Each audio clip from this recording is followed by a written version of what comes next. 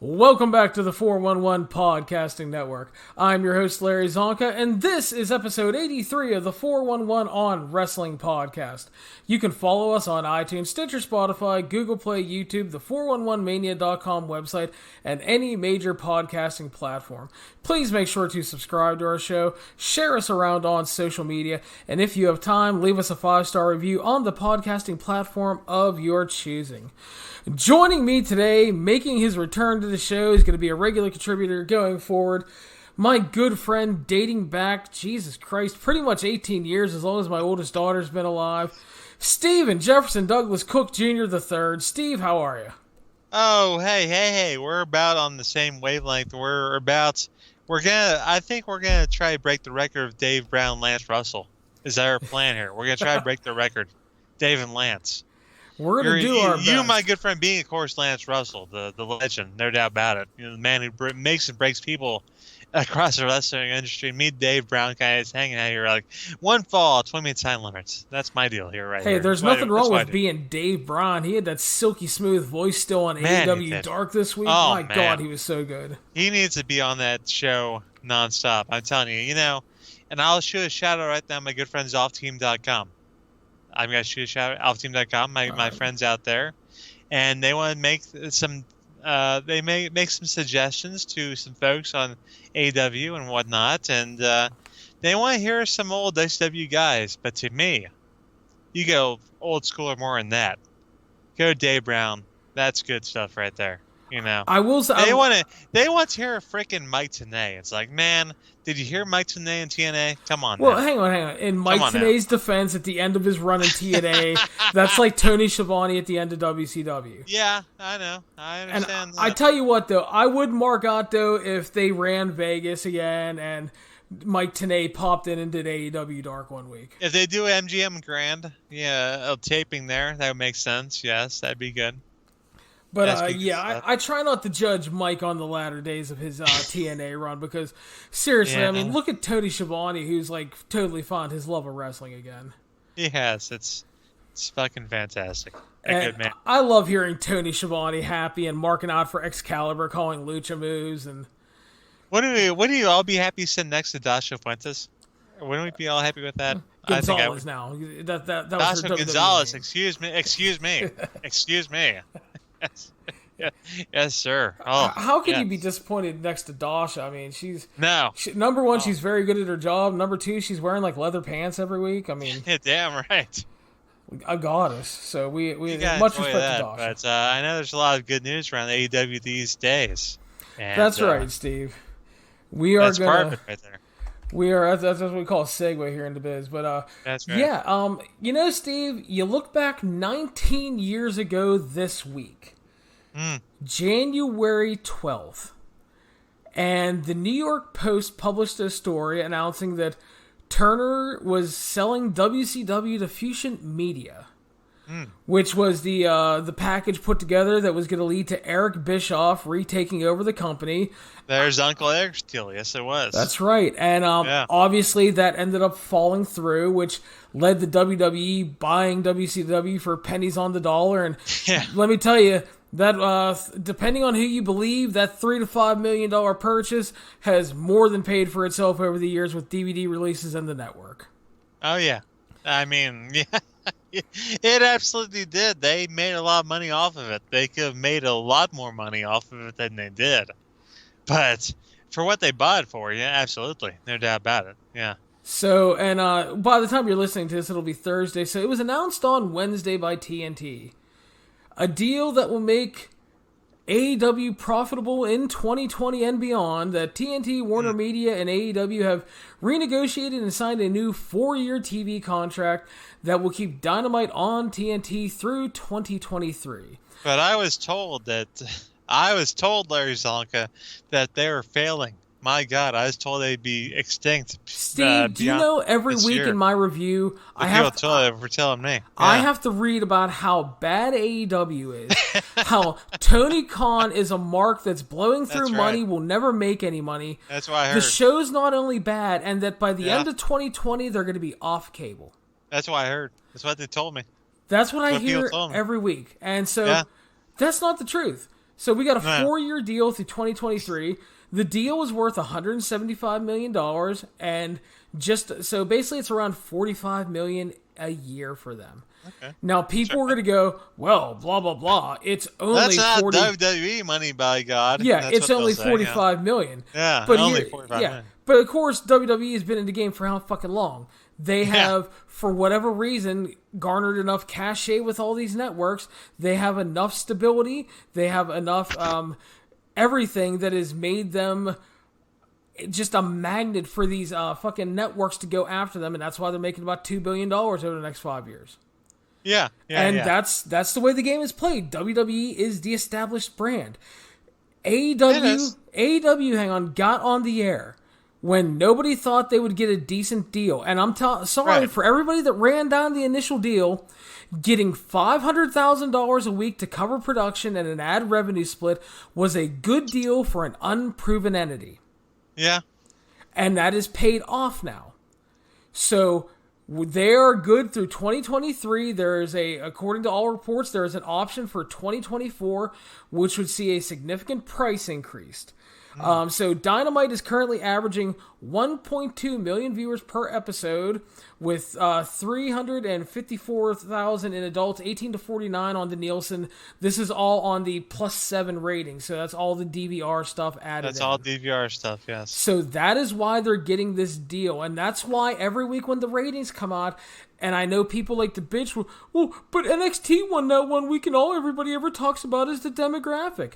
Well, they won that 1 week, yes. That's what the whole thing is based off of. It's the demographic. That's what makes the ad money, and that is why they got this bump in the new deal. And that's why everybody hammers at home every week the demographics. They have the younger skewing demographic. It's the youngest skewing demographic in all of wrestling. WWE's audience skews heavily over 50 in comparison, and that includes NXT.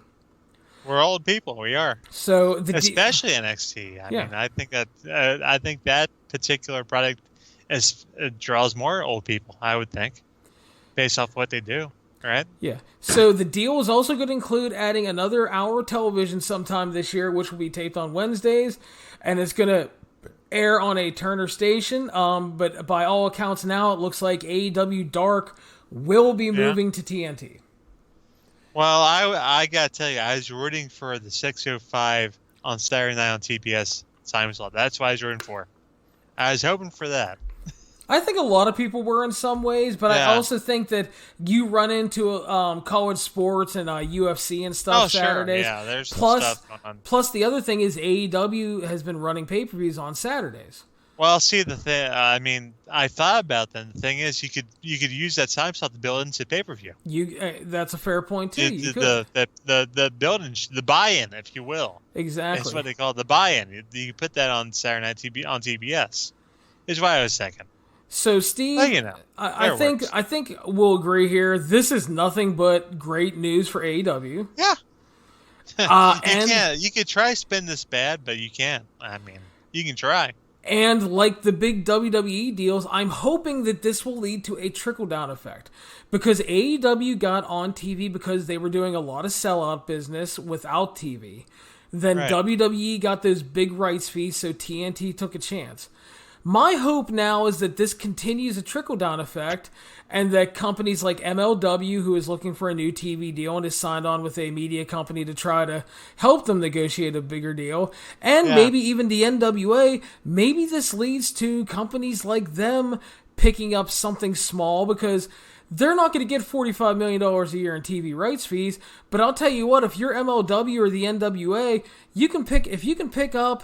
Hell, if you're the NWA and you can pick up that TNT deal with a network, you're dancing in the streets. If you're MLW and you can get $3 to $5 million a year in TV rights, you're dancing in the streets. So again, I hope that this is a trickle-down effect. I think it's very good, obviously, and great for AEW.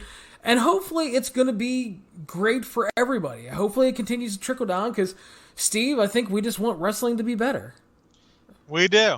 And there's a lot of wrestling out there, like you said. I mean, there's a lot of different companies looking for time slots. You mentioned NWA. You mentioned MLW. You mentioned Ring of Honor, which I'll be honest with you. a couple weeks ago, I thought Ring of Honor would be dead this year, but they're ROH going out there. They're trying to sign Marty Scurll to book things. They're trying to work with NWA. They're trying to do things. It's crazy. I don't know why they're trying to do it, but they're trying to do it. Well, I'm happy to see it because obviously, Yeah. I did a big podcast towards the end of last year in December, talked to Jerome Kisson for a while about just the overall downfall and breakdown of ROH during 2019. It's been terrible for a while. Let's be honest. Yeah. And it was very sad, and I wanted to have Jerome on to do that because Jerome has been a longtime ROH fan. He used to go to events all the time. And I thought it was important to have him on there. And we dug deep into a lot of the issues, and a lot of those issues went back to the G1 Supercard show in Madison Square Garden. Where they screwed the pooch. Yeah, they sold out, obviously, with New Japan, but then their portion of the card was, quite frankly, bad. Terrible. It killed them, and it killed New Japan, too, to be honest with you. I mean, and then, like, the New Japan ROH relationship was stressed for the rest of 2019. A lot of people thought it might be over, but now we got more news, Steve. And you brought up Marty Scurll, so I want to ask you, Marty Scurll reportedly signs the most lucrative deal in ROH history. Wow. Apparently, WWE main roster money for working 45 dates a year, plus the freedom to work independence that he wants, and the book. Taken over crazy. For the fucking Lizard Man, finally. Yeah, thank God. Finally, somebody took over for the guy. Although I think it's one of those situations where the Lizard Man still has some say. But it's like when Jim Cornette had some say. Yeah. He's there for some creative input, but doesn't have say, apparently. Yeah, they're waiting for him to screw. They're waiting for him to snap, and so they can fire him. Is pretty much what they're waiting for. Yeah, so. They're one of those deals. They're waiting for him to snap like Jim Cornette. Is what they're waiting for, right? Yeah. So I think, and I talked about this previously. Full respect to Marty Scurll for playing from a position of power. Sure. Getting everything he apparently wanted. He's getting paid. He got the book. They have signed a lot of good guys. You have Bandito, Flamita, Rey Horus in there. Yeah. And if he had the book with AEW, he's got a lot of competition there too. Let's be honest. Yes, I love a lot of guys in the book there. I mean, I love that he played from that position of power. Yeah. And I think it's great. And the weekend shows were the last weekend they had an overall good weekend of shows. Yeah. And Marty Scurll started things off, Steve, as head booker by dropping the 6-man titles by taking the fall. And then the next night, he took the fall in another 6-man tag. Yeah. And they also continued the NWA angle, which he started when he invaded Into the Fire. Yeah. And it appears, by all accounts, the NWA ROH relationship, which was ended last year because NWA was starting their own TV, is back on, and we have Nick Aldis versus Flip Gordon set for the pay-per-view. That's right. So it's a good situation. I got nothing wrong with any of that. So I think it's definitely a situation to keep an eye on here in 2020. I know that ROH TV has not been really something to watch for the past, a while. I think we'd say, right? Yeah. Yeah, that's not been good. Not been good for a long time. But seeing the Lizard Man get tapped out, seeing Marty Scurll get the book, it's something it's different. It's different. Something to keep an eye on. So here's the thing I want to ask you. So everybody, the consensus has been for a long time that Marty Scurll, he was the most over guy in ROH. He was selling the most merch. At the time, yes. And he was the guy everybody thought should have been world champion and not Matt Taven. Yeah. Okay? Yeah. And again, the Matt Taven thing led to a drastic business decline, horrible attendance. It really did. And so here's the thing now. Marty Scurll is the lead booker. And if we want to get technical about it, it feels like at some point Marty Scurll's best play is to put the title on Marty Scurll. It's just like how the Elite's best play would be to put the titles on the Elite, right? Yeah, I mean, so just like in AEW, like how the Young Bucks should be the tag team champions, and just how Cody should be the World Heavyweight Champion. It's interesting, and I kind of think that, especially on a lower role like this is with the ROH, I could see Marty Scurll putting title himself, and I would not fault him for it either. I wouldn't fault him for it. Yeah. Now, according to everything I've heard, because I have some lovely people in ROH that like to talk to me, Sure. and obviously I don't give out names because that would be a I guess it's not move. Kelly Klein anymore. No. Guys, drop that name. Oh gosh. Oh. That's not your name to drop. But from everybody I've heard from in ROH, everybody is ecstatic about Marty taking over. Good. They should be. And this is not like one or two people. This is like about 8-9 people telling me everybody's happy. Everybody thinks it feels fresh. And they feel like a renewed, like, I guess, lack of a better phrase, a renewed boost of morale backstage. Sure. So I think that that's really cool. And we talked about the ROH New Japan relationship. Things look to be strongly back on because New Japan stars are going to be working the Supercard of Honor over WrestleMania weekend, which is a big get for the ROH show. It's going to make people want to go to that more than just a regular ROH show. But I want to propose this to you. New Japan, now think in terms of being Sinclair Broadcasting here. New Japan Pro Wrestling lost their US TV on Access because Impact basically told them, you have to work with us or you're fucked. And New Japan's like, fuck you. Yeah. Now, the ROH New Japan stuff seems to be fully back on track. They're working with a Mania weekend. You're Sinclair Broadcasting. You now have access to a network of Fox Sports regional broadcasting networks that reach 74 million homes in the United States, and you are already airing ROH on that. There's a lot of Fox Sports networks, that's right. New Japan Pro Wrestling couldn't be more on brand for a sports network if they tried. Yep. For a company in need of some positive momentum and to maybe help make amends with New Japan Pro Wrestling, if you're Sinclair Broadcasting, do you offer New Japan Pro Wrestling a TV spot on those networks? That makes too much sense, man. That makes way too much sense. I'm telling you right now. That makes too much sense. That would be great. That'd be a great business idea. I mean, you could put it on any time slot you want. It doesn't really matter with those networks. You know, it's a syndicated sports network. You may slot like midnight on Saturday night or whatever. It doesn't matter. I would absolutely would if I was in their shoes, but that just makes too much sense. It fails to compute with me, to be honest with you. Yeah, it does feel too simple. It's definitely a move I would make because, like I said, if I'm Sinclair, I'm looking to bolster my content on the networks. Yeah. Number one. Number two, you're making amends and trying to keep that New Japan ROH relationship better. And number three, over the years, the New Japan talent have proved that they bring in crowds. Here's the thing, because I mean, Sinclair's a ton of stations, a ton of networks, a ton of programming, a lot of stuff going on. You know, the Stadium subchannel, the Stadium Sports, it's like a sports network. It's on subchannels of various channels. You know, you probably have Stadium on one of your subchannels in where are you, Charlotte? There's one of them. It's like channel like 6.5. It's like 6.5 or something. You know, I know you have it. Yeah, you have it somewhere on your.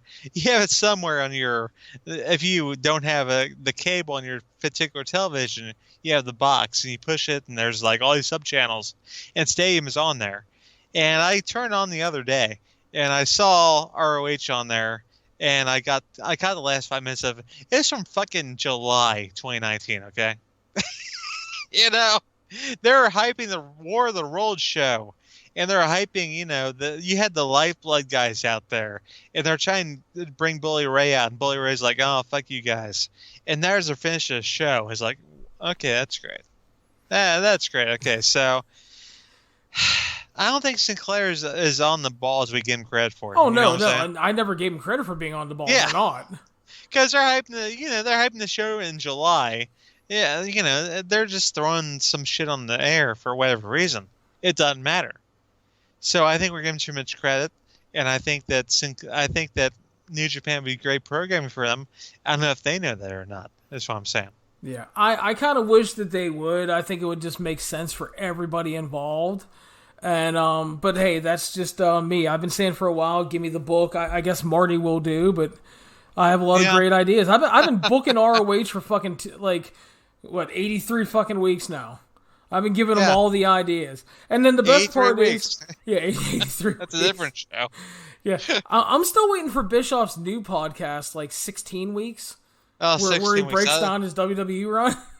I thought for a minute that Tony Khan's podcast would be 8 weeks. Well, that's what everybody apparently thought because AEW is horrible, Steve. It's going to be for a second. It's going to be 8 weeks, as Conrad would say. 8 weeks. What Tony Khan? That's what he'd say.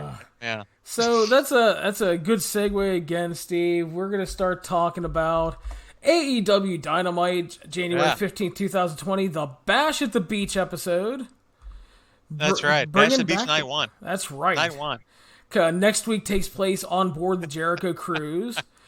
So Bash at the Beach. So we opened up with a nice Rocky Johnson memorial image, who unfortunately Rocky Johnson passed away.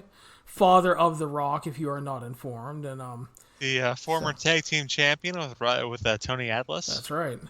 Yes. So, sad day, and someone brought it up. It's not a joke, but it's so sad, 'cause it's like, if you follow, like, the Cauliflower Alley Club on Twitter, the last, 2 weeks has been just a fucking obituary column. It's so depressing. Well, I mean, at least it's an obituary column of people that are not 35 years old. Yeah, because we went through that era. When everybody was 35 or younger and passing away. Remember that. Yeah, I was going to bring that up, Steve. A lot of people that are listening to us may not have been around 411 in the early 2000s, and Christ, every other week... We're burying guys every week that's 35 you and younger. Byers were writing tribute columns to some Christ. fucker every week. 35 to 45 years old, and it's... Chris Candido had complications from an ankle injury. Like, what the fuck? Oh, dude, yeah, the broken legs. Oh, Christ, the Candido one crushed me, because I was, so happy because he came back and was doing well and was reportedly clean, and then... Well, Larry Sweeney was the one that fucking crushed me. Oh, God damn. That was the worst. I still contend that Larry Sweeney, if given the proper platform, would have been our generation's Bobby Heenan. He should be making fucking money right now. He should be rolling in money right now. He really should. I think he would have been our generation's Bobby Heenan, dude. He should have. Absolutely. So, but to get back on track, AEW Dynamite. We're depressed. We can go on to AEW Dynamite. Yeah. So we started off with a number one... A fun opening match. Yes, number one contenders tag match. Young Bucks, Santana and Ortiz, Kenny Omega and Adam Page, and the Best Friends battling for a tag title shot next week. Kenny Omega and Adam Page won 1650 via pin, Steve. Your thoughts? It was fun shit. That's my thoughts. It was fun shit. People doing spots, people flying out of the ring, people doing crazy stuff. It was just a great time with, for my money, with all due respect to Mr. Kazarian and Mr. Scorpio Sky, the best 4 tag teams in AEW going at it. It was great stuff. I loved it. Yeah, I loved it. Great opener, hot action, invested in hot crowd all the way through. Yeah, absolutely. And the best part is I thought everybody got to shine at some point in this match. Everybody delivered. And they also, on top of just delivering a great opening match, they did very subtle things to continue advancing the tensions between Adam Page and the rest of the Elite. Yes, and let's not forget the Orange Cassidy spot. Let's not forget that. Orange Cassidy just always... He made the impact in the big double, triple, quadruple suplex spot. Great stuff. Orange Cassidy just got among men. He's fantastic. Yeah, he's just great. Great guy. Great stuff right there. But yeah, I love the Omega Page stuff. They keep building that, and they're going to be the top contenders going against SCU. I think that's good stuff. I would not be offended to giving Omega and Page a title run. Why not? No, and we'll see what happens. Let them be champions for a while and see what. Let it go on for a while and let the dissension kind of simmer for a while. I think that'd be great. Yeah, but I like the law. They did a ton of subtle things in this match to where there was points where the Young Bucks would hold up and not attack Kenny, and then there was a point to where Matt Jackson needed a tag, and he goes to the corner where Kenny and Adam Page are, and he stops because he's not sure who to tag, and then he looks at Page and then tags Kenny in. And Page is just like, fuck you. He was just pissed, and I mean, they did a ton of little things like that during the match, and I really appreciate that, on top of a great match. Yeah. And they keep trolling it. They keep trolling Adam Page. I think Page is going to snap one of these weeks when he finds out what they're saying about him on these Chirons on AEW every single week. Yeah, Adam Page isn't paying back Private Party their $12. Adam Page is drinking again. Adam Page is drinking again. He's the what did they say this week? I want to find what the hell they said about this guy. I did not notice I missed it. Okay, hold on. I'm going to find it here. I got it here in a second. It's going to be... I got to keep scrolling down. Where the fuck is it? I know, the Anxious Millennial Cowboy. That's right. Anxious Millennial Cowboy. That's trolling right there. That's fantastic. That's true, too. He is an anxious millennial cowboy. That's what he is. Yeah. So, and those little things to me keep adding to the whole angle, and I think it's fun. Yeah, eventually they'll figure out, like, what the fuck are you guys doing to me, motherfuckers? Fuck you guys. So we had a hot start to the show there. Great way to kick off the show. And I like that they mix it up every week, because this was one of those weeks they didn't even do entrances. Everybody was in the ring. Yeah. And we just get They're right all to there. action. There you go. And I absolutely love I'm loving shows, and NXT does it a lot of the time too, and I love them for it. They avoid the show opening promo. Because I am so sick of show opening promos all the time. Yeah, it's definitely a thing that that everybody does all the time. Absolutely. So no doubt about that. Things kept going really well. We had Cody arrive for his response to MJF. That was Cody Johnson, I believe. Yes, Cody out in a proper Miami Vice Don Johnson outfit. He talked about the whole thing with MJF, said he was a bit full of himself, wanted MJF to name his price, and then he flashed MJF's demands on the screen and talked about the steel cage match with the Wardlow, and said he was surprised by this because he thinks MJF is afraid that Wardlow will actually outshine him. Talked about taking the 10 lashes on live TV, and then about not being able to touch MJF, and he said that's fine because he lives rent-free in his head, and MJF is just stalling. He's looking for stardom. He thinks he's an old-school heel, but Cody says that less isn't more with MJF. MJF is just lazy. So then he said he accepted all the stipulations. The match means he failed as a mentor that is coming to this point, and that this was not MJF's story, and at the pay-per-view, he will give MJF his own goddamn scar. Cody, once again, great here, Steve. Absolutely. Cody just delivering top-notch, and I think it's coming to the point where, in this match, it's going to be, MJF is going to prove himself right here. Doesn't he have to prove himself right now? Because we've heard a lot of hype about MJF from here and from there, from everywhere. He's supposed to be this top-notch, great heel. He talks a good game. We've not seen the ring just yet. So this match can be a big proving ground for MJF, I think. I think it will be too, and that's the thing. The good news is that everybody's Cody's worked with, they've looked great. Darby Allin looked great. Sammy Guevara looked great. I mean, and obviously I think Cody and the guys, they see MJF as a star. And I think this is a project for Cody. And he wants to try to make a star. And it's a big match for MJF. It is. And he can definitely talk the game.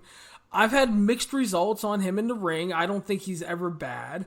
But there's times where I thought it's just like, yeah, he's fine. I know you've seen more MLW than I have, I think. But he definitely needs to be more than fine in this. He needs to have a breakout performance. He has to have a breakout performance. He has to look like the future. Because he's one of those guys where there are a handful of guys where we know that they're building them up. Like Sammy Guevara, one of those guys. I think that Jungle Boy, possibly Darby Allin. I think those guys are kind of seen as the future. Where in 5 years, those guys should be the stars, and MJF should be one of those guys. Definitely. So hopefully he will deliver. We got a quick promo from Joey Janela talking about Kip Sabian and Penelope Ford. Dared Kip Sabian to come after him. Knows his record wasn't good. He's facing Ray Phoenix soon, and he's going to prove that he's a bad boy. Yeah. Well, I mean, fucking Phoenix is awesome. So he is. So that should be a good match based off Ray Phoenix alone. Yeah. Ray Phoenix and a broomstick, like 3.5 star. Thank you. Baseline. Yeah, good luck, Ray Phoenix. All I can say about that. Jesus. I mean, with all due respect to Bad Boy Jojo and all, and that whole business with him and Kip and Penelope. Oh gosh. Well, at least he didn't get punched in his dick again this week, so that was good. So, up until that, I mean, the general promo was fine. First 2 segments, Steve, I thought were great. Yeah. Hot crowd, show is rocking. Oh no, I think I know where we're going here. And then someone pulled the emergency brake. Hikaru Shida and Chris Statlander faced off with Brandy Rhodes and Mel from the Nightmare Collective. You know what I have to say about this whole situation? Go ahead. Brandy Rose is very pretty. That's what I got. Stealing my material, brother. I like Chris Statlander, and I like Hikaru Shida. That's all I got to say about all that. That's all I have to say. I got nothing else. Yeah, so the baby faces won at 9:45 via pin. There you go. The show started really hot, had a lot of great momentum until Brandy's Nightmare Collective bullshit arrived to no reaction. It's a shame because Brandy's just I do love her. I'm not gonna lie. I mean, all due respect to Cody. Yeah, she's very pretty, but she's still really bad in the ring after all this time. And the gimmick's bad. Yeah, well, the gimmick's horrible. It's not just bad. I thought Mel looked pretty good. She worked really hard, and obviously Sheeta and Chris Statlander worked really hard. She's a veteran, yeah. But the thing is just like, despite the fact that the babyfaces got the crowd a little into it at the end, they tried. Yeah, they worked so hard. This was one of those things that the match was okay, but this was a momentum stopping segment. It was. So. It was, but God bless Chris Statlander and Hikaru Shida. Great people. Yes. They tried. They really, really, really tried. Don't hold it against them. Do not hold this against them. They tried. Well, it's like last week, the Rio Statlander thing. I didn't hold any of that against them. They busted their ass. You take away all the bullshit, and they had a very good professional wrestling match. Unfortunately, that match was filled with 50% bullshit. Yeah, pretty much. Pretty much. God bless them is all I can tell you about that. And God bless Shanna, and God bless everybody else in that division, except for the people they're pushing. So we got a Dark Order video package. They're talking about the names that they're going for. The little exalted leaders talking to the dude. Yeah. They talked about targeting Adam Page. Sure. Due to his frustration. If you're going to target a weakness in the Elite, that would be the man to target right there. Yeah. And I think we all know who we expect the exalted leader be at this point, if he can get out of his contract. I mean, I don't know if that's the original plan, but it kind of ties things around to another plan that was back in the day and didn't quite get followed through. It could end up working out for them if it ends up being the broken one. There you go. It could work. Yeah, it could work.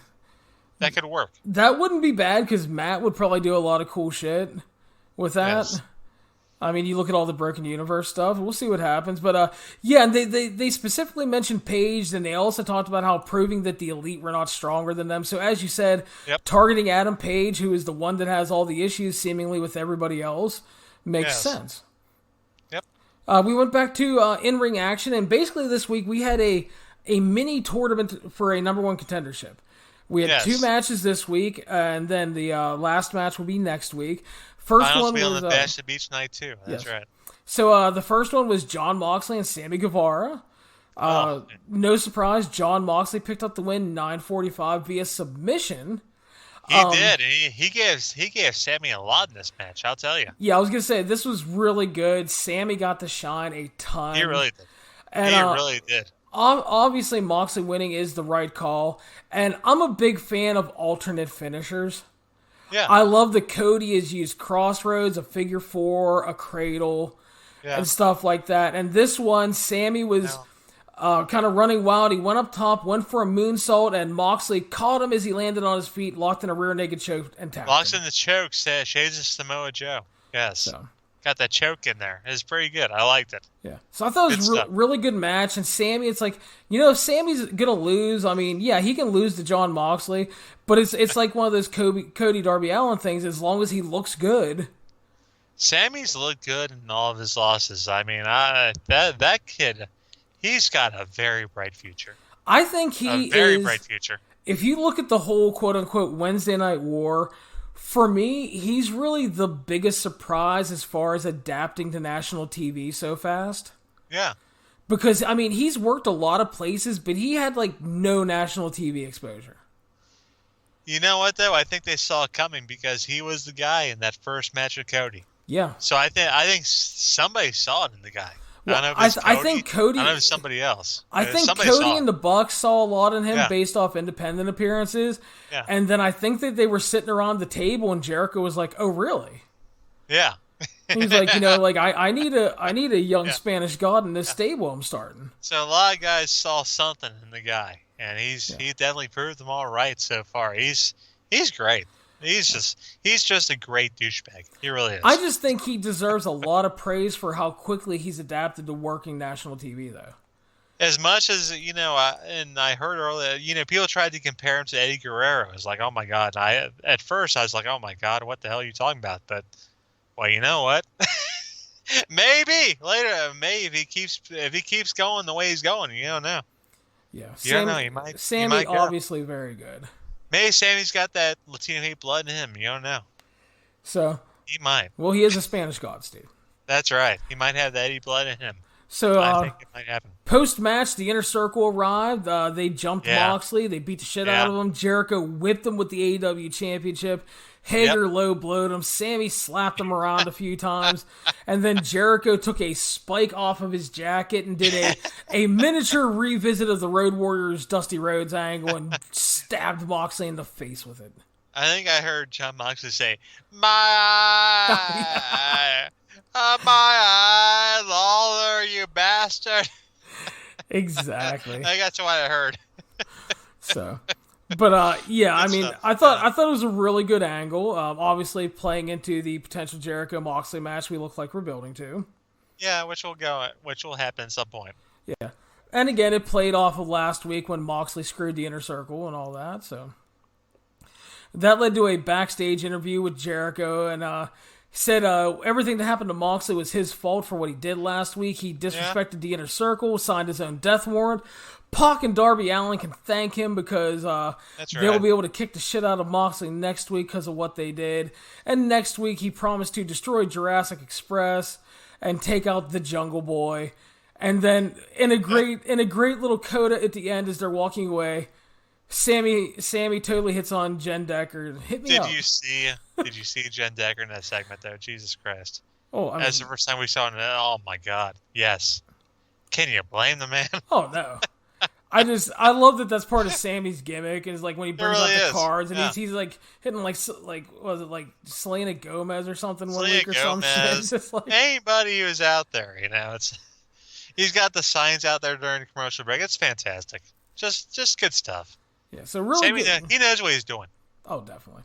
Yeah. With 6-man tag team action next, Steve Cook. MJF, the Butcher, and the Blade with the Wardlow and the Bunny at ringside. Yeah. Defeating Diamond Dallas Page, Dustin Rhodes, and QT Marshall 1040 via pin. That's a motley crew right there. It was. I'll tell you what, man. First of all, I thought it was a good and fun little match. It's fine. Obviously, the right man won. MJF should be picking up the pin. Yeah. Diamond Dallas Page did a lot more than I expected him to at age 63. Yeah. Dude, still in good shape. Looked like he was having a blast. Hit a fucking top rope dive onto the pile on the floor. Yep. By the way, this was his first televised match since he and Sean Waltman lost to Billy Gunn and Monty Brown on April 15th, 2004 on Impact Wrestling. Oh, wow. That is definitely a blast from the past right there. So, and of note, MJF was in spectacular form here wearing an I Bang Dallas's Daughter shirt. Oh boy, that won't be good. So she is 18, right? I believe so. Hope so. She looks more than 18. Let's be honest. Yeah, I've seen her a couple times. She looks, but I thought at least 21, I would say. I thought this was good for what it was. It was fun. Dustin continues to be. He's so good still. Oh, Dustin's. Oh yeah, he's just fantastic. He's ageless. He is ageless, is what he is. Yeah. He's Dick Clark. Oh man, my God, that guy. Just ridiculous. So good win for MJF there. They get the win, and hopefully see more of the Butcher and Blade and the Bunny in the future. More the bunny. I don't really care about Butcher Blade, to be honest with you. Backstage, drunk Adam Page interrupted SCU as they were cutting a promo. Well, he'd won earlier in the night, so it's all right. I mean, it's okay. I mean, I don't support drinking and wrestling, but you can wrestle and then you can drink. That's okay. That's all right. That's right. Kenny Omega. And I assume that Adam Page had Kenny Omega been the designated driver. I'm sure. Yeah, I would hope so. But Kenny arrived and made the peace and agreed with SCU that they would have a gentleman's match next week. A gentleman's agreement, yes. So, a gentleman's match. Well, we'll see how that goes. They confirmed on February 19th, 10 days before the match with MJF, Cody will face the Wardlow in a steel cage match. There you go. It'll be interesting to see what that steel cage looks like. It will be, yeah. I mean, we have not seen AEW steel cage yet. We'll see if it's like a traditional... We'll see if it's a chain link fence cage or if it's a blue bar cage or if it's stop sign cage or a chicken wire cage. Be interesting to see what it looks like. I mean, I think with Cody, I think they're going to go chain link traditional NWA cage. Yeah, that kind of the fence kind of cage, yeah. Yeah. So, but yeah, we'll see. It'll be interesting to see what choice they make, and yeah. But that match is definitely set, and that led to our main event, the other half of the mini number one contenders tournament. Yes. Pac facing off with Darby Allin, Steve Cook. Pac defeating Darby Allin 11:45 via pin. What did you think? I thought it was a pretty good match. I thought Darby Allin got a few good chances to shine there, but the right guy won. I mean, the Bastard Pac is kind of the guy who's I feel like he's on the verge of becoming the next big guy, but I'm not sure if he ever will be. We'll see how it goes. And Darby Allin is also one of those guys on the verge. Two guys on the verge. I think Pac is the right guy to go against Jon Moxley. Although, I guess we're going to put off that next matchup between Jon Moxley and Darby Allin. That'll be at some pay-per-view, right?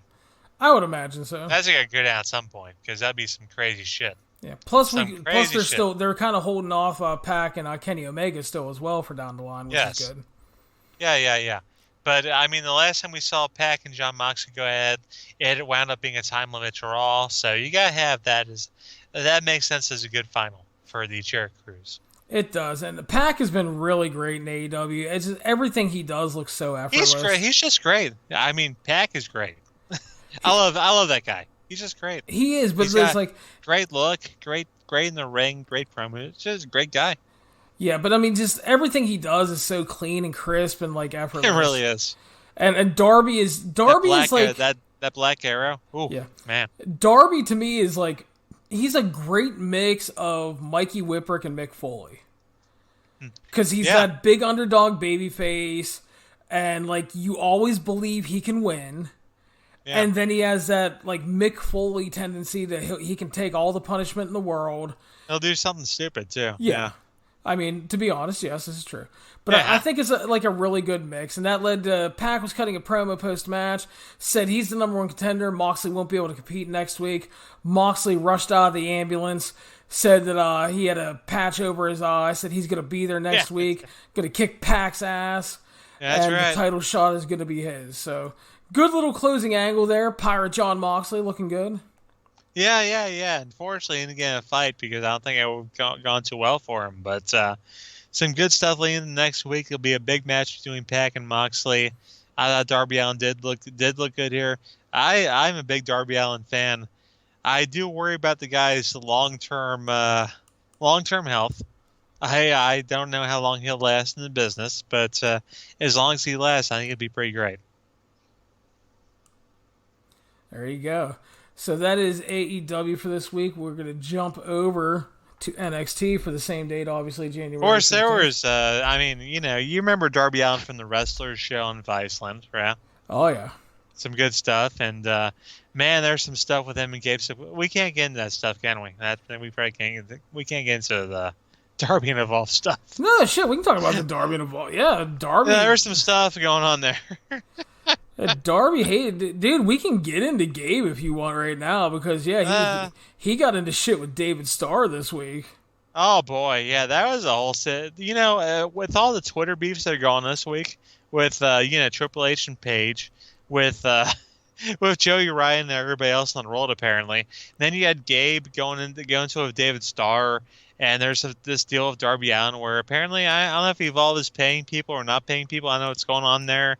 I mean, apparently Gabe's like, well, Darby Allin wanted to live in his parents' basement or something. Well, he wanted to live in a car or a truck or something? What was the deal there? Said he wanted to, yeah, Darby was living in his car and he was traveling around the U.S. and he did make that choice, and but the story was basically about Evolve not paying people well. Yeah. And David Starr brought it up because he knows a bunch of people that have worked for Evolve. He went in and worked for Evolve at some point. And then Gabe basically said he shit the bed. Apparently Gabe stiffed him, or Gabe said he shit the bed, and Gabe called him out for going to a Holocaust memorial. Like, what the fuck? Yeah, and then okay, there's some weird shit going on there. Yeah, Brian Cage chimed in on it and talked about that's why he stopped working for Gabe, is because he wasn't being paid well, and he was making better money working small indies than he was working for, let's be honest, the WWE affiliate. Yeah, and I get I can see why Gabe would try to pull that, because if you're working, the theory is if you're working for WWE affiliates, you're getting noticed by WWE, apparently. Yep. Is what they sell. Is what they sell, because you'll see William Regal go on this show sometimes and offer people contracts. It's like, after a while, well, Shotzi Blackheart will give you a contract, or somebody, this so-and-so, this guy will give you a contract. But, I think they chose that beforehand, I think. I don't know. It's a whole situation. It's a mess. It really is a mess, but I mean that's pay your people, for God's sakes. Pay the fucking people, right? Yeah, it's 2020. Fucking pay your people. Pay somebody, for God's sakes. Give me $5. I'll be happy. There you go. That reminds me. There was a video. It was a fucking Chikara video, and I think it was speaking of people probably need to be paid. Yeah, it was Ophidian was doing this gimmick to where he was going around town, and he had told Green Ant to try to attack and pin him so he could prepare for a match. And he had he quote unquote hired a referee to follow him around. Was it Bryce? No, because Bryce is gone. But it is a female referee. I don't know who it is, but so she's like, they sit there and he's explaining to her what's going on, and then he gives her a handshake, and she goes, "Well, I guess I got paid since I already got my hot dog." There you have it. Fucking died. So. Oh gosh. Oh my god. But yeah, pay your people. So speaking about people that are hopefully getting paid. But yeah, hopefully these people are getting paid, Steve Cook. Hopefully NXT people are getting paid. NXT January 15th, 2020. We started off Keith Lee arriving in the building. Talks about facing Roderick Strong next week for the North American title. Put over how great the Undisputed Era had been, and said the end of their 2019 was probably better than anybody's except him because he is limitless. Undisputed arrived. They called him a dummy and attacked. He tried to fight him off. They beat him down with a chair, Pillmanized his ankle. Tommaso Ciampa made the save a little bit too late. A little bit too late. I gotta tell you, I know we're trying to build Keith Lee for the North American title. And I get that. It makes sense to build him up for that championship for Roderick Strong. Can we get a little bit bigger with the guy? I feel like we can get a little bit bigger. I feel like we can go with. I feel like he could be an NXT championship guy. I feel like, honestly, if we're gonna have the Royal Rumble of Brock being number one, can't you have Keith Lee come out there and throw Brock out? Wouldn't that be good? I'd love it with Matt Riddle. What? Okay, Matt Riddle too. Okay, Matt Riddle is one choice, but I think Keith Lee would be a good choice too. I wouldn't hate it. I think that would be good. I think we're shooting a little bit too low with Keith Lee. I don't know. I feel like we're trying to build. I get this point of trying to build him up with the secondary title, the North American title, but I think we're going a little bit too slow. Just my theory. Yeah, I see a lot in Keith Lee. I hope they do a lot with him. Yes. I mean, I'm glad he's in this, at least the secondary title picture, because compared to him doing nothing for a lot of 2019, it's they rebounded late in the year with him. He had a great Survivor Series weekend, had a good run at Survivor Series with the big dog there, and did a lot of good stuff. And I hope he has a really good 2020. I'm a big fan of his. I thought he was a guy that when he made the decision to leave ROH, he went to Evolve, wanted to be a single star. He was delivering everywhere. Evolve, Progress, PWG. I assume we got paid in Evolve. Hope so. Yes. Hopefully. Well, somebody paid him. But no, he was a guy that he really shined, and he got signed, and I loved it. And yeah, I have very he's high got a hopes world of potential, no doubt. They got a world of potential. And obviously, not only can he work, though, he has a great personality. He does. He really does. But there's something there with that guy. We go to the ring, Steve, and it was obviously I watched NXT after AEW, and man, both shows kind of going early with the hot tag team matches. Dusty Classic Tag Team Tournament match here. We had the Broserweights, Matt Riddle and Pete Dunne defeating Flash Morgan Webster and Mark Andrews from NXT UK. The Grizz, those guys. Yeah. 820 via pin. I thought a great little opener here. Riddle and Dunne gelled. A little fast paced, yeah. Yeah, but Riddle and Dunne really gelled well as a team, very surprisingly. Webster and Andrews, they delivered again. They coming off a really great ladder match at NXT UK TakeOver. And much like the Dynamite opener, they had a really hot crowd all throughout. So great way to kick off things in the ring, I thought. I gotta tell you, I was not surprised that they gel as well as tag team, because you're talking about Matt Riddle and Pete Dunne. Those are both guys that are over with the NXT audience. They're both, anytime those guys come out, they're ready to accept them, they're ready to cheer them, and they have kind of, they have different styles, but their styles kind of mesh well together. So I was not surprised that team worked, and I think the Broserweights? Am I pronouncing that right? The Broserweights. I think there's a real potential. Those guys, I would be surprised if they did not win the Dusty Rhodes Classic. Wouldn't be surprised either, but they were great here, and great way to kick off the show. Never going to argue with great tag team wrestling. No, we will never argue with great tag team wrestling on this podcast. That's right.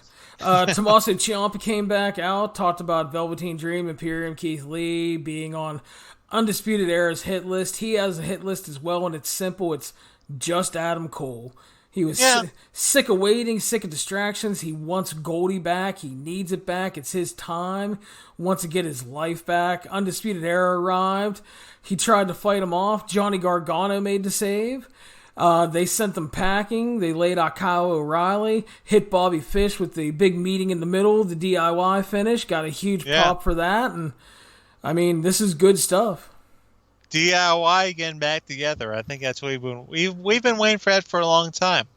Ever since when they teased it back when they appeared on the main roster for a couple minutes, is that right? Yeah, and they did the Dusty Classic stuff as well, which was really good. And yeah, so I think we want that tag team to get back together. We want those guys to be friends. That's all we want, right? Yeah. It's good. We like it. We will talk more about that because there's a great match with them coming up. All right. Back to the Dusty Classic. The grizzled young veterans from NXT UK defeated the reunited Time Splitters of Alex Shelley and Kushida, 11:55 via pin. A little bit of an upset there, to me. Yeah. Maybe not to other people, but to me. Yeah, I thought it was an upset because, I don't watch UK as much. I don't watch the UK show as much as most people do. I'll admit it. Yeah. Well, honestly, a lot of people don't watch it. A lot of people don't watch it. That's true. Yeah. Grizzly Young Veterans are a good tag team, but I was really excited for a possible Time Splitters run, and I kind of thought that I was hoping they would win. I was disappointed in that, but I thought they had a good and entertaining match, and Steve Cook, Alex Shelley is still fucking great. As I told you, that is one of the things I pointed out to when we were talking before the podcast. Alex Shelley is just a fucking great professional wrestler. He always has been. I don't know why he's always been kind of thrown under he's always been kind of pushed over. Kind of, other people have been kind of pushed ahead of him. I don't know why. But ever since I can remember, you can go back to Ring of Honor. You can go back to TNA when he was the fucking... You remember he was the baby bear with Goldilocks? Oh, yeah, you remember that. Goldilocks. I know you remember that. The baby bear, Alex Shelley. Yes, you remember that. And, Mercy Machine Guns, the Generation Next, all that stuff. He has always been a freaking great wrestler. And hopefully this will be a time that people will be able to see it. Yeah. I hope so, because the guy deserves it. Yeah. He deserves a big run. And he's still going to be working some independents, but word is he already did a guest coaching stint at the Performance Center. Yeah. And the word going around is he has an open offer to come in and be a trainer and a kind of players coach like Cassisono is. If he also has some he also has some kind of training as far as he's physical therapist. There you go. Okay, that's what I was thinking. Like he's got some physical therapy trainings.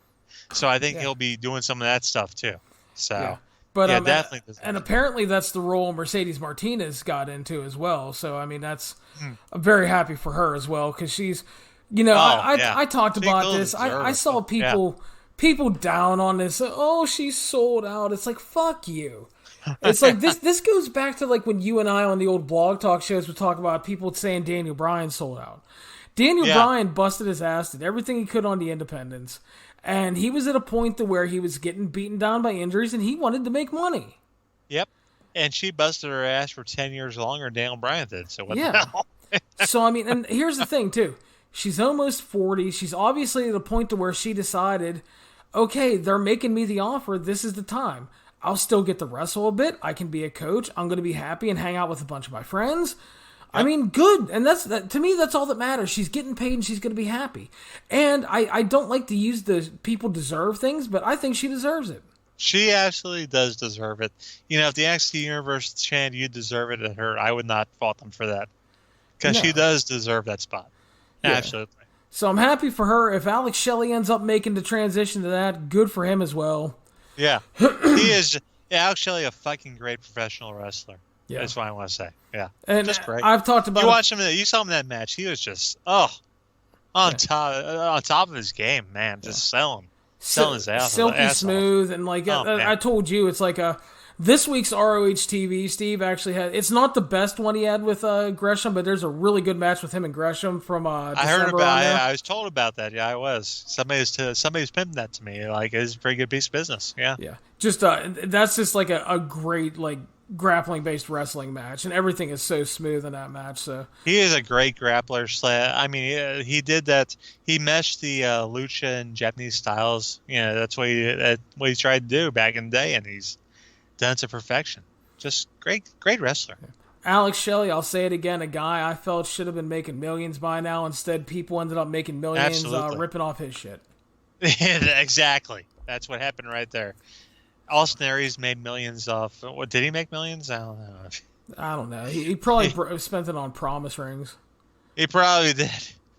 Sexual harassment lawyers and stuff like that. Oh gosh, hey now. He got mad at me for favoriting a tweet one day. What tweet did you favorite? I think it was Jake Ziegler, who used to write 411. He talked about the Chris Van Vliet interview Aries did, and he goes, oh, gosh. In this interview, Austin Aries proves he has no clue what sexual harassment is. And I laughed when he posted it, so I liked it. And then he responds to Jake, and he's like, blah, blah, blah, and you and assholes like at Larry Csonka. And I'm like, I'm thinking, I didn't even say anything, dude. Just calm the fuck down. I stayed out of that whole mess because I did not want to click on the Austin Aries interview and listen to 2 hours of bullshit. I did not want to listen to that. Here's the thing. That's not part of my repertoire for the day. I think Jeremy Lambert tried to do that. God bless him for trying to do that. But, man, not my deal. Not my deal. I get what he was trying to do. He was like, she messed up the thing, and so the heel character, Austin Aries, got in her face and blah, blah, blah. He goes, this wasn't me, blah, blah, blah, blah, blah. So he's going on, and Chris Van Vliet's like, well, he's like, you pinned her in the corner and stood with your crotch in her face. He's like, well, yeah. He's like, I was trying to make her uncomfortable because she messed up. That's what a heel does. Chris Van Vliet's interviews are like 30 minutes. He went for like 3 fucking hours. Yeah. Well, it's because he was hanging out at Aries' house in Vegas and smoking pot with him all day. So. Okay, all right. I gotcha. Yeah. I think he's kind of Mr. Chris Van Vliet connected with one of the traffic reporters here in Cincinnati. So I don't know about all this. I don't know about all that. But yeah, I don't know. What do you do? I'll throw people under the bus here. Why not? We can do it. Yeah, air people's personal laundry. That's all right. That's right. Yeah, we can do it. So we got a quick post-match promo from Gibson, who bragged about Alex Shelley is awesome. Yeah, He bragged about derailing the reunion tour, said that they used to be a great tag team, but they're the past, and that they're going to win the Dusty Classic. They did not shake hands. So. I noticed that. They did not shake those hands. That's right. He's a dick. No, none of that. Robert Stone announced that he had pulled Chelsea Green from the Battle Royal tonight because she deserves better, and called her the hottest free agent in former free agent in wrestling. So. Okay, the former free agent. Okay, well, she signed her. So. Okay, I was gonna say for a second there. Why wouldn't you? I don't know. It seems like bad managerial advice. Not to be a Robbie E. The legendary mind of Robbie E. He's a genius, but. Yeah, it seems like a poor managerial decision. It was. I mean, I don't know. I don't want to doubt the managerial genius of Robbie E. / Robert Stone / where he wants to call himself this week / whatever. Zach Ryder watches back. Is all I'm saying about that. That's right. So we went back to in-ring action, Steve. This was for a spot in the Cruiserweight Championship match that is going to happen at Worlds Collide. Angel Garza is going to defend against two people from NXT and the NXT UK Angel and the winner of this match. With Morrow and Beth Phoenix on this match. I saw that. Yeah. So Nigel took a week off. That's right. So we got Isaiah Scott defeating Leo Rush and Tyler Breeze, 13-20 via pin, Steve. Now, I got to tell you. I mean, if you're Tyler Breeze, if you're an NXT icon like that guy is, Prince Pretty, that guy should be going over anytime he shows up on NXT, right? Come on. That's sad. You gotta put that guy over. Come on, right? I like Tyler Breeze a lot. I know there's a lot of people that... there are a lot of people that just kind of like roll their eyes, but he does a lot of good stuff when he's been in NXT. NXT icon right there. Yeah, he is. Isaiah Scott won, like I said, and he and Leo Rush will get a lot of the headlines in this match because it was really good. Yeah. But I think I thought Breeze was really good here, and in a lot of ways, I think did a good job of keeping things not grounded, but keeping things together and on track, so that it didn't get like too wild and out of control to a point. But it was fast paced. It was really good. Crowd was into it. Thought it was very good. Thought it was really entertaining, and I like that Isaiah Scott is getting the chance. I mean, I love Tyler Breeze as well, Steve, but Swerve Scott is really damn good, and he is a guy. Sure. He's one of those guys they need to do more with him, and a Worlds Collide special feels like a good place to try that. I getcha. I just feel like that. I'm a Tyler Breeze guy. I am too. Remember like back when people thought Tyler Breeze wanted to be the next Shawn Michaels, be the next this guy and that guy? What happened? Jesus Christ. Well, people turn on people really quick these days, dude. They do. They really do. It's ridiculous. So. I love Breeze's role in this match. I think they did a really good job of holding things together. And but like you said, Swerve Scott, talented guy, deserves that spot. Be an interesting title match there at the Worlds Collide pay-per-view. / network event / whatever. Yes. Rhea Ripley did a quick interview about tonight's Battle Royal, said she's going to go through Toni Storm at Worlds Collide, and then she'll do the same to whoever wins tonight's Battle Royal. Which she will. Yeah, she will. Rhea don't give a shit. She's going to fuck somebody up. She will. I love her. She's great. Johnny Gargano was interviewed about being in the same ring with Ciampa for the first time since February. Ciampa arrived to thank him.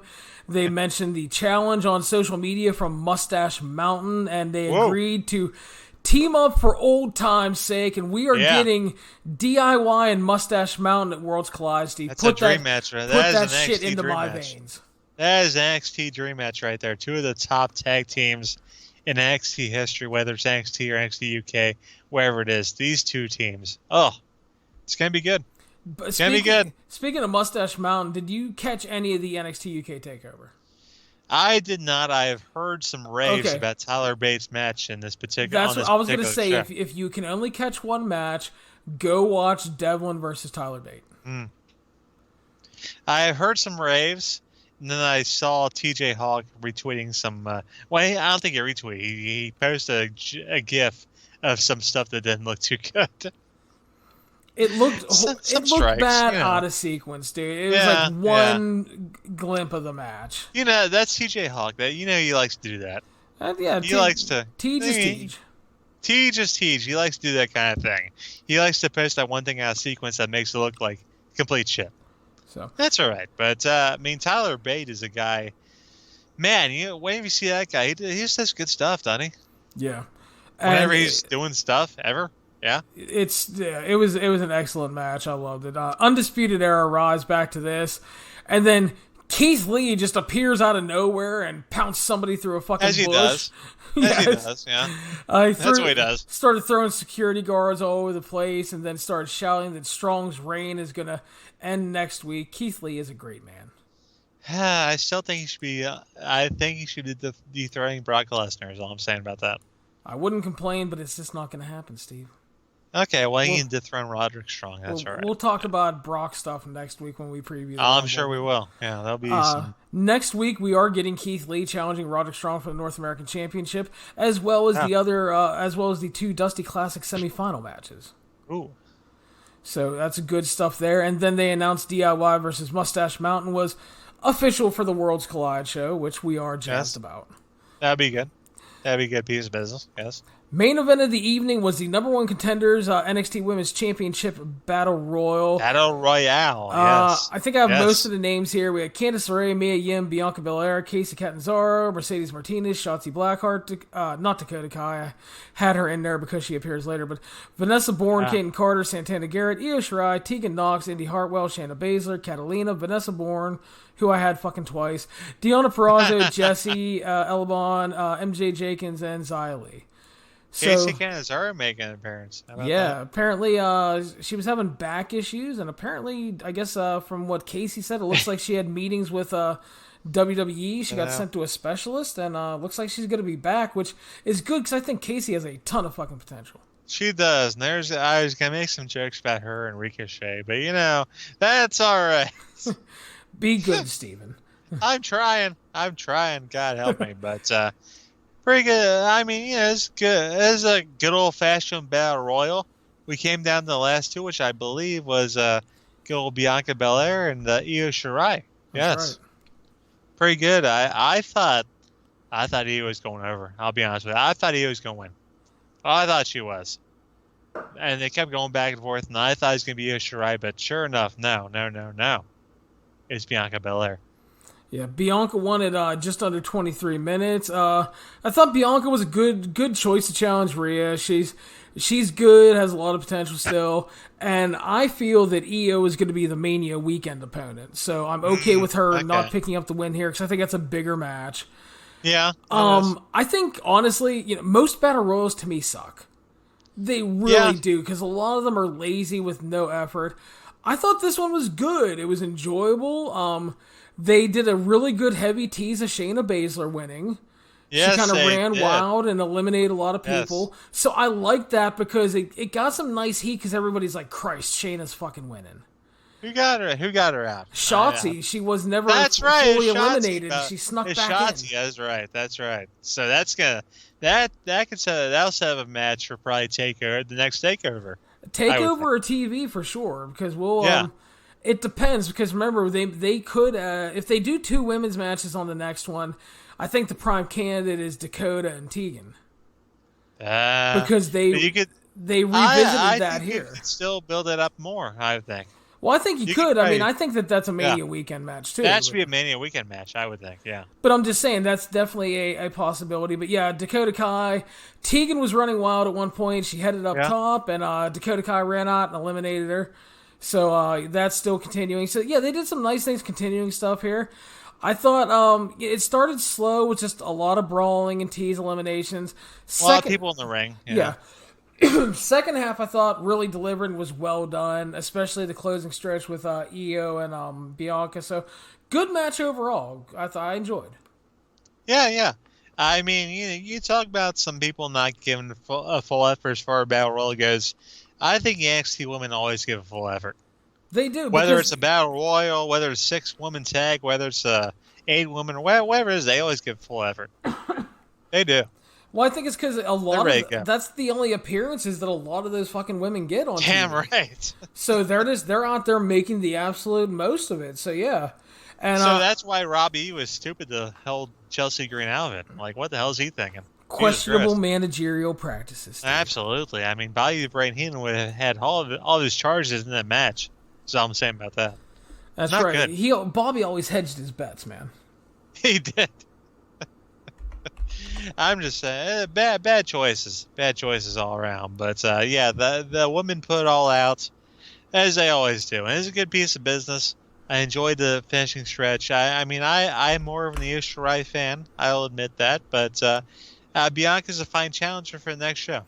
I think she's a good, because like obviously Rhea's defending it, the Worlds Collide thing, but as far as takeover proper for NXT, Bianca's a good first challenger because again, like I said, I think Io's the bigger match. Yeah. So you hold that up for later on. Yeah. So, Steve, that's going to lead us to the head-to-head comparison for this week. Which show did you think was better? I'll let you go first. I'm going to tell you, I got to give the slight edge of Dynamite. I got to give the edge of Dynamite. I love that. I love the opening match.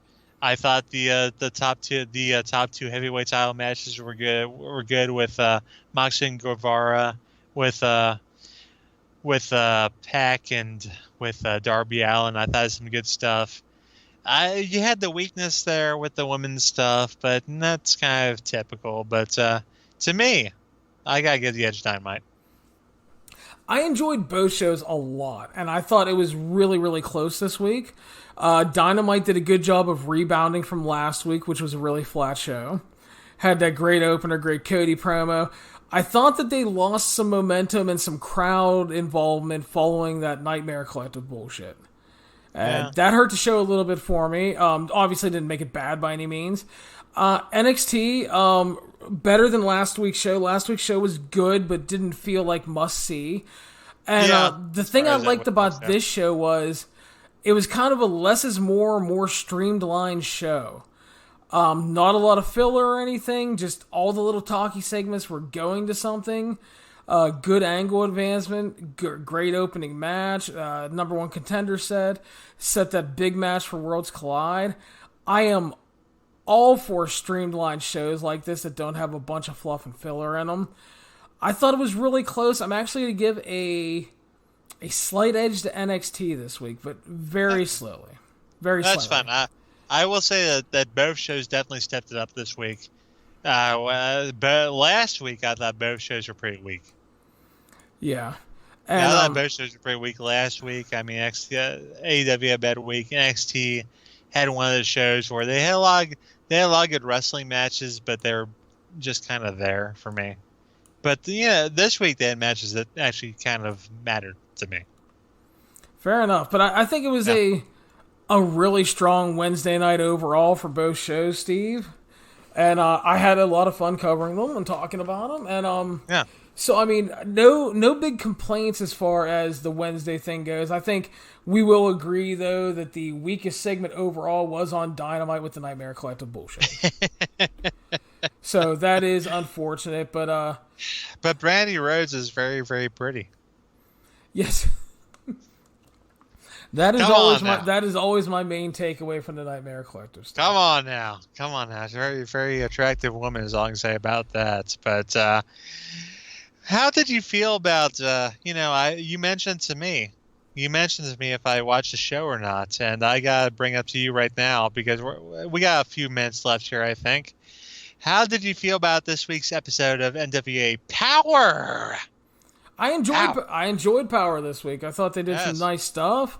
Continued to build to the pay-per-view with the TV title tournament. It had some really good promo work from Scott Steiner, Ricky Morton, stuff like that. The Pope was good too. On his promo. I don't think the only thing I hate about that is Eddie Kingston doesn't need a fucking mouthpiece. Eddie Kingston needs nobody talking for him. Just let the king talk. But I mean, seriously, if you're gonna bring Pope in, I mean, stick him with somebody that can't fucking talk. That's my only complaint about that. Well, I mean, I don't think he's gonna be with them long term because they lost that match with Aaron Stevens in a question mark, and Pope was like, oh. So I don't think that's be a long term thing. Well, here's the thing though, that was a bad scouting job by the Pope. That was a bad situation too, because that is a bad booking job, to be honest with you. Put those two acts against each other in this situation, I don't know. Well, here's the thing though, I don't care who you are, you're not overcoming the power of karate. No, you're not. And I think it's amazing that, Jesus, the question mark is like the most over guy in that company.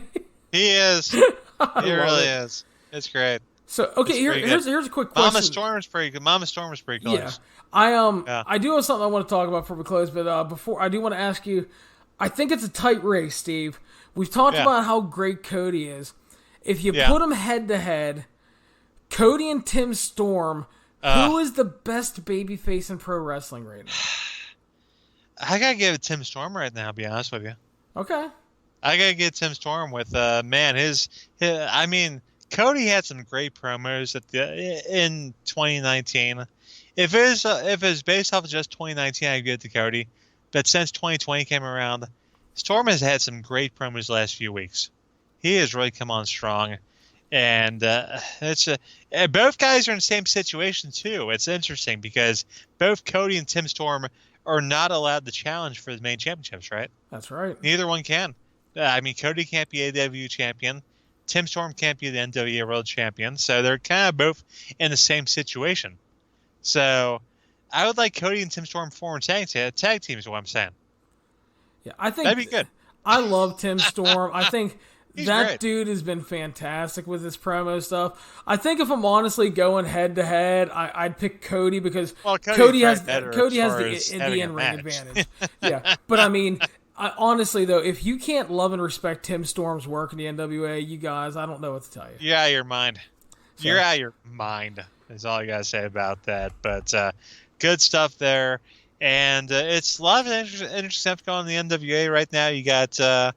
They showed the stuff with Ring of Honor where Nick Aldis made the invasion angle when they did the last show, and he came over to Concord as well, and some interesting stuff going on there with him and Villain Enterprises.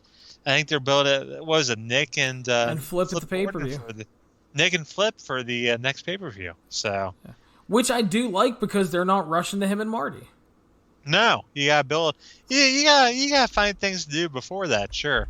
And also, Nick has a match with Ricky Morton coming up too. Yeah. Here's the other thing too. It's like maybe they're gonna go full circle, and maybe after Hard Times, maybe the next pay per view is gonna be another Crockett Cup, and maybe they're gonna do the rematch of the first Crockett Cup match between Aldis and Marty. Could be. What was that like? Was that August last year? No, I think it was August, earlier September. Than that. I think back in the day is August, September. So I say. But we'll figure it out.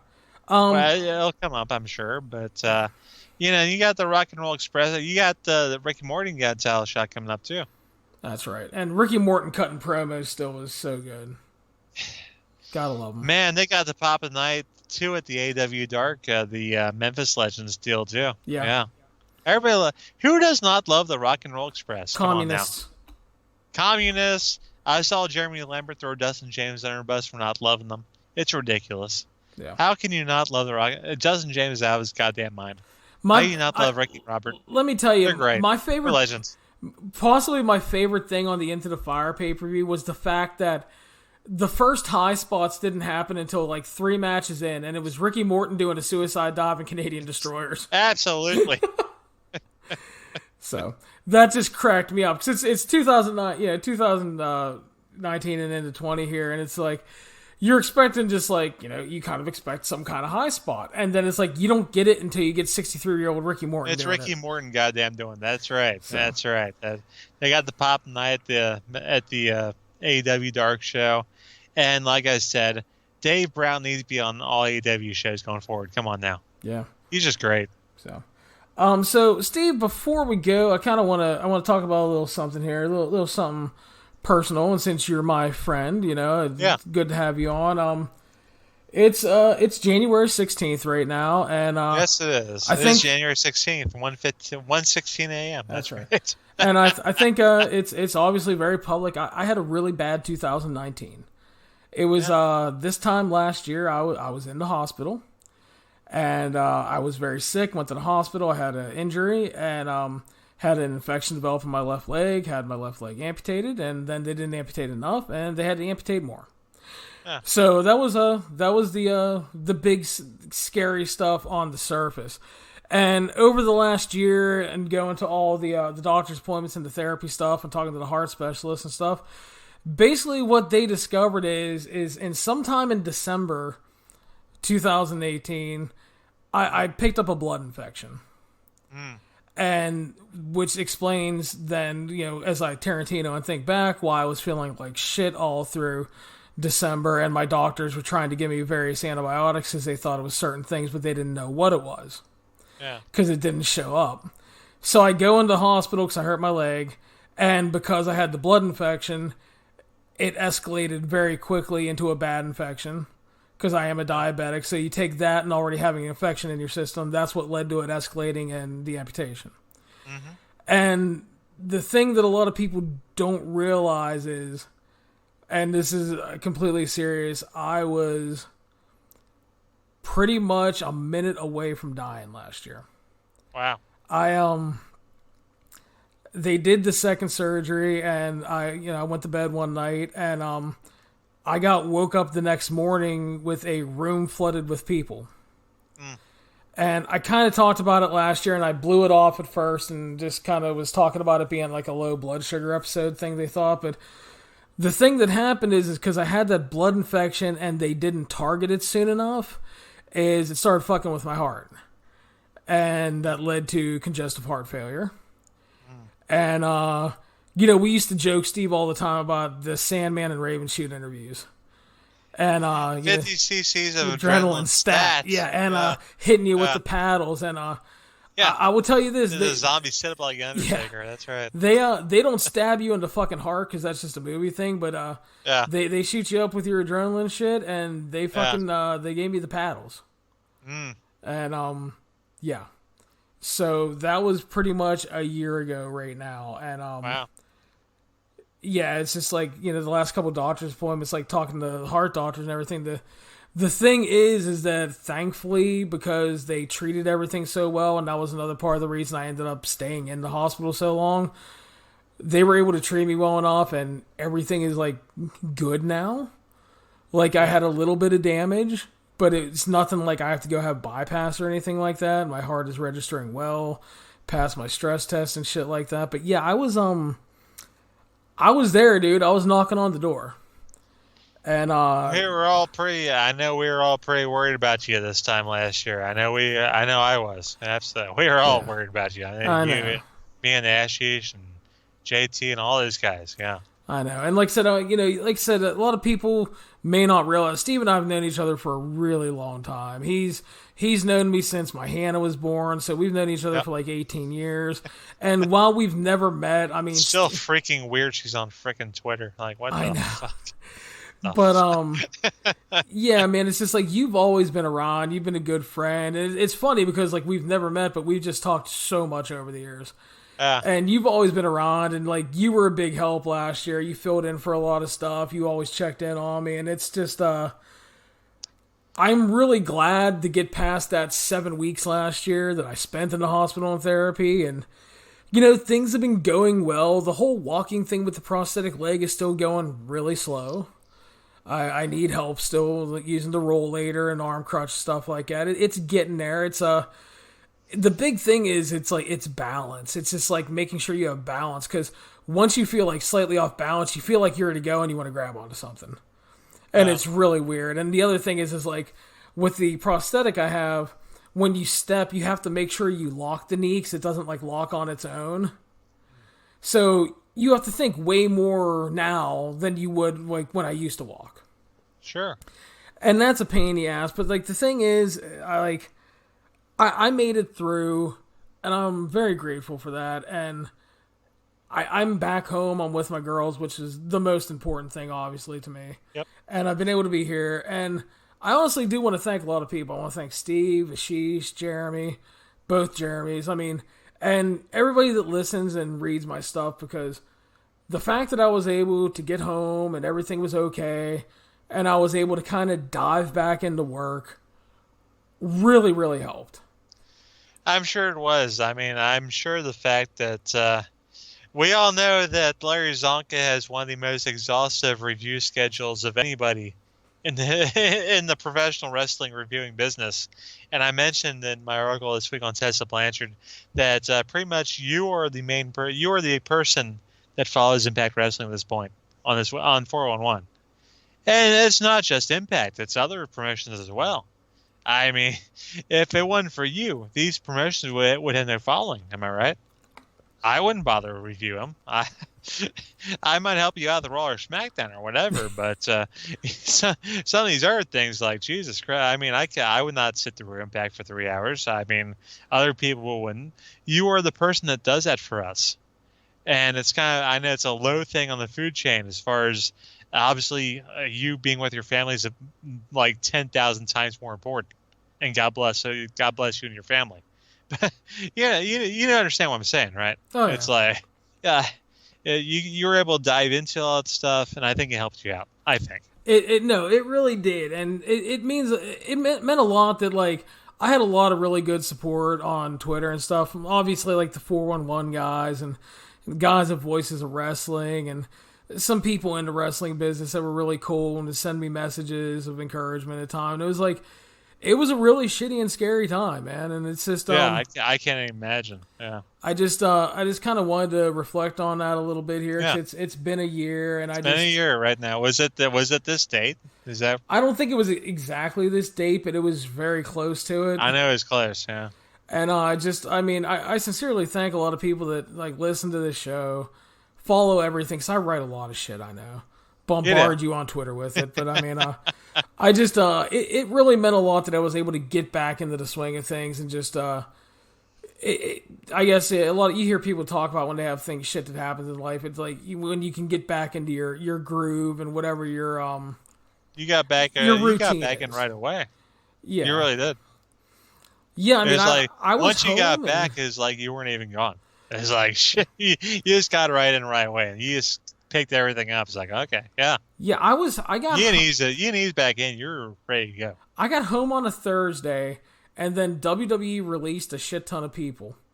So I wrote a column on that, and then I think that night I reviewed Impact, and it was like, kind of felt nice, you know? It was like just getting back. But I mean, I really do love doing all this shit, so I just thank you guys for supporting the fact that I can do it. It means a lot to me, and I'm glad to have Steve back aboard. And Steve and I are going to talk. We're going to try to do some.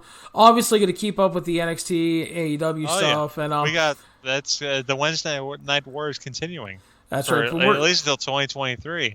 That's right. If they keep NXT on, we'll see. They probably will. Yeah, I would think. You would think so, but I mean. Steve and I are going to talk about mixing in some other stuff during February as well, and we'll try to have some guests pop on from time to time and all that. But again, I just sincerely want to thank you guys. It means a lot. Thank you, Steve, for being on with me. Greatly appreciated. And it's good to talk with you as always, and we'll have a lot of fun. So we're going to wrap up. This was the 411 on Wrestling podcast. You can follow us on iTunes, Stitcher, Spotify, Google Play, YouTube, the 411mania.com website, any major podcasting platform. Please make sure to subscribe and share the show around. Please leave a 5-star review on any major podcasting platform. And also, especially hit that subscribe on the YouTube. Want to go to the pay window, Daddy. We need it. So hit it up for me. Do it as a favor if you love me. Even if you just like and tolerate Steve. And we'll talk to you guys later. The 5-star review. I'm just thinking about the Rob Van Dam and Katie Forbes show. I'm thinking right now. I don't know if you want to do that. Apparently, they got like a temporary ban from Twitch due to that. I'm not surprised. And any segment that involves a woman looking at Rob Van Dam and telling him to whip out his Rob Van Dick. Yeah, it was like, I don't know. It's crazy. A little bit too much. Yeah. A little racy there. But anyway, thank you guys, and we will talk to you later.